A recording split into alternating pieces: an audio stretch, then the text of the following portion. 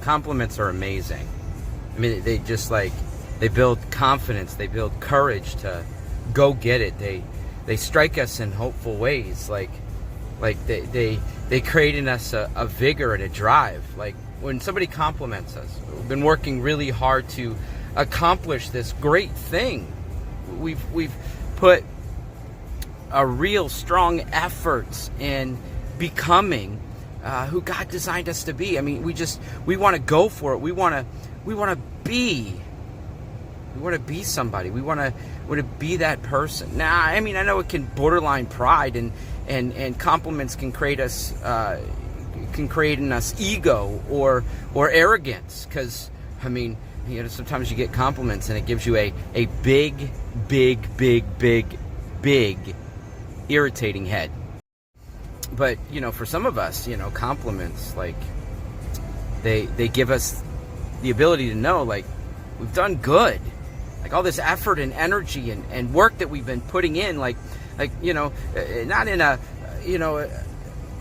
in a good way, not in a self-sufficiency kind of experience, but a compliment is yeah, man, I've put confidence in God. Yes, I've trusted God. Yes, I've given myself. I've strengthened my efforts to be who I'm supposed to be.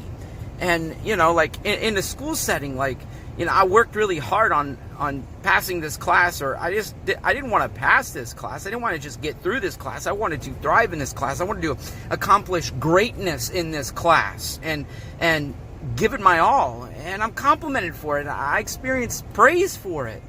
As a pastor, as a minister, compliments are amazing. In our job settings, compliments are amazing. In our families, when our parents compliment us, or when I get compliments from my kids, man, it just builds me up.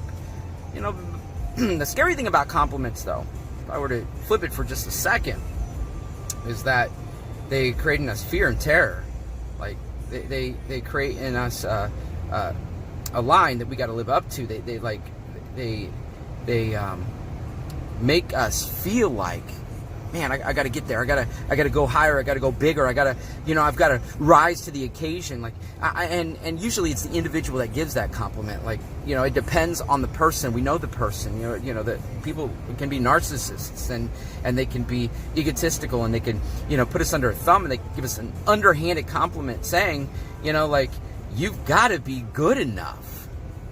And I know that I've received those compliments, and they're terrifying, because I feel like, oh boy, I've got a new, I've got a new place that I've got to be in. I've got a higher place to stand in. I've got to do more. I've got to be more. I've got to accomplish more. I've got to try to elevate myself to this certain place.